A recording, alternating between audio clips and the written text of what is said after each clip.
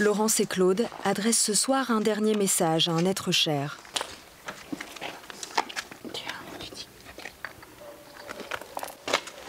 À notre petit Lohan, chéri, de la part de ta grand-mère chérie et ton grand-père, on ne t'oubliera jamais. Leur petit-fils n'avait que 4 mois quand il a été tué il y a quelques jours. On aurait voulu l'aimer. Il sera gravé dans notre cœur, à jamais. Et quoi qu'il ait, ça m'aimait, il l'oubliera jamais.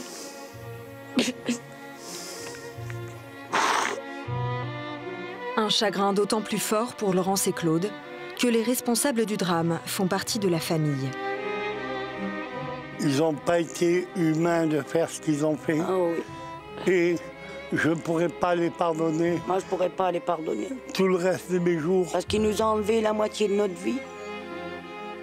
Sous le choc, ils n'osent pas dire leur nom. Mais les principaux suspects dans la mort du petit Lohan sont ses propres parents, Cédric et Christelle. Pour les grands-parents, une douleur insoutenable qui a commencé la semaine dernière par une disparition inquiétante. Nous sommes dans la Creuse, en pleine campagne, à quelques kilomètres de la préfecture Guéret. Ce mercredi 27 août, à la nuit tombante, Christelle, 24 ans, et Cédric, 31 ans, se rendent à la gendarmerie de Chénérail pour signaler l'enlèvement de leur fils Lohan. Affolé, le couple raconte une histoire terrifiante.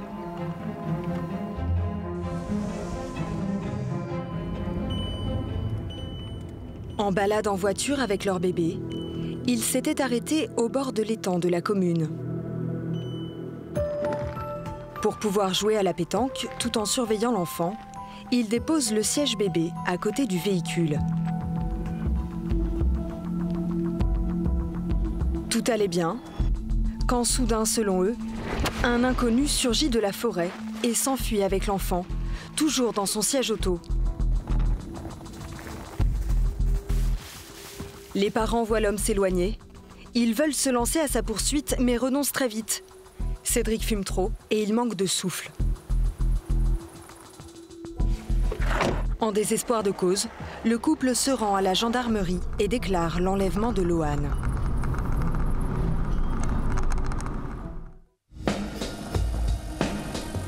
Immédiatement, les autorités lancent de vastes opérations de recherche.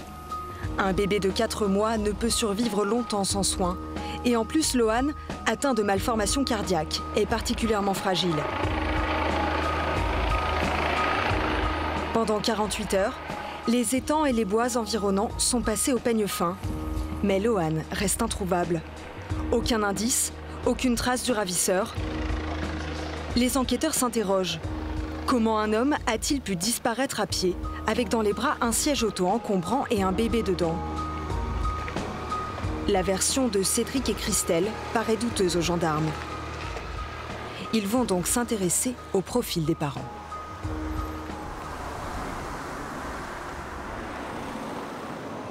C'est dans ce foyer de jeunes travailleurs à Guéret que Cédric et Christelle se seraient connus en 2010.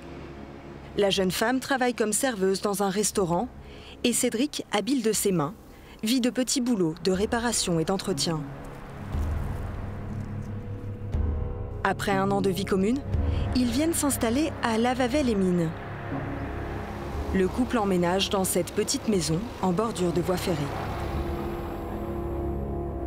Et très vite, ils prennent leur quartier dans le bar associatif du village, tenu par Maria et Gérard. Ils ont commencé à venir, ils ont commencé à s'intéresser à ce qu'on faisait. Et ils étaient amoureux, ils étaient bien. C'était un petit couple normal, quoi, en fait. Hein. Au fil des semaines, Maria remarque tout de même à quel point Christelle est soumise à Cédric. Elle était effacée par rapport à lui, quoi. Elle ne faisait rien sans lui demander. Si elle voulait quelque chose, il fallait que lui soit avec elle. Elle allait nulle part toute seule. Des fois, je lui dis, mais viens me voir, viens discuter un petit peu avec moi. Alors, si lui ne venait pas, elle ne bougeait pas de la maison non plus. Un caractère possessif et macho en public, mais dans le cercle familial, Cédric serait déjà allé encore plus loin. Abus d'alcool et pulsions violentes.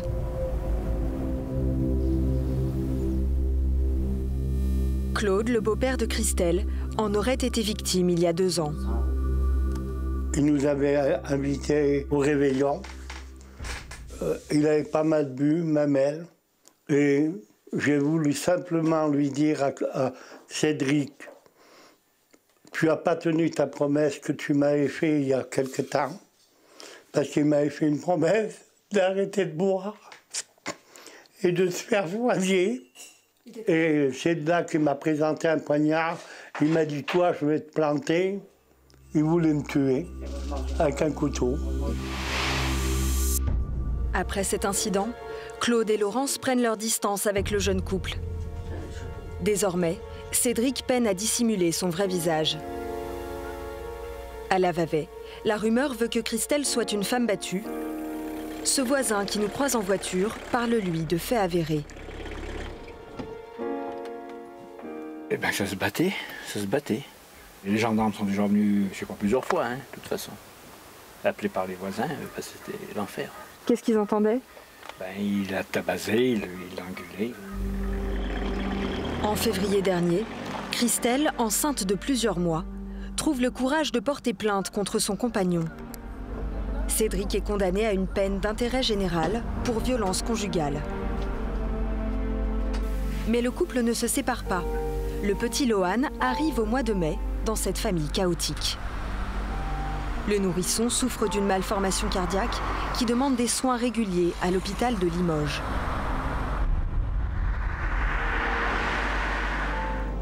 Alain est le chauffeur de taxi qui emmenait la famille à ses rendez-vous médicaux. Voilà, donc je venais ici et puis j'attendais généralement à la porte la plupart du temps. Il sortait tout de suite, on installait le petit derrière de l'autre côté, hein, avec le couffin. Elle lui faisait des bisous, elle le prenait dans ses bras, elle lui faisait des petits sourires.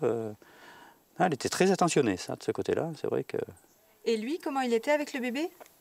Bah, lui, moins expressif. Il parlait pas beaucoup. Alain était aussi aux premières loges pour constater la violence accrue de Cédric contre Christelle, malgré la présence du nourrisson. Pas la première fois que je l'amenais à Limoges, la deuxième fois que je l'amenais à Limoges, elle avait un œil au beurre noir. Mais bon, je ne vais pas poser de questions, hein, je ne suis pas dans la vie privée des gens, donc je n'ai pas posé de questions. Et la dernière fois qu'on l'a emmenée, elle avait des bleus sur les bras.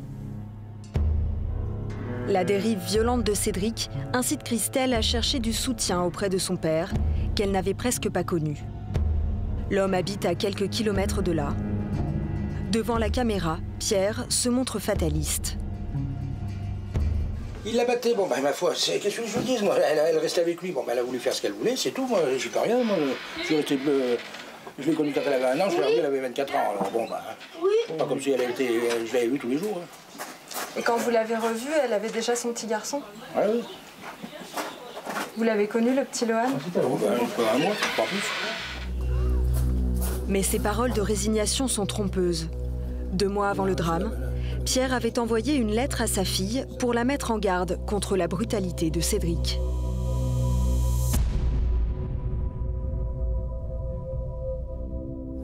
Et il avait pris soin en même temps d'en envoyer une copie à Laurence.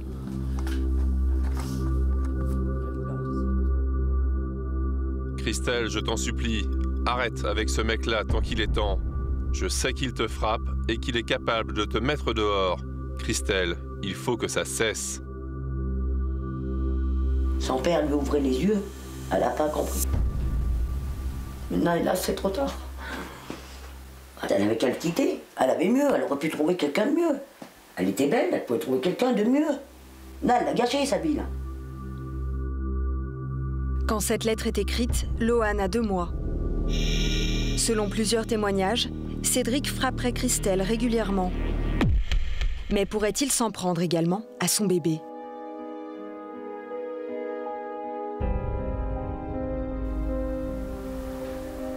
Nous sommes maintenant le 30 août, 3 jours après la disparition de Lohan. Le profil de Cédric et Christelle et le climat de violence dans le couple confirment les doutes des gendarmes. Ils sont désormais les principaux suspects. En ce samedi après-midi, Claude et Laurence voient débarquer les jeunes parents devant chez eux. Alors que l'affaire fait les gros titres, ils refusent de les laisser entrer.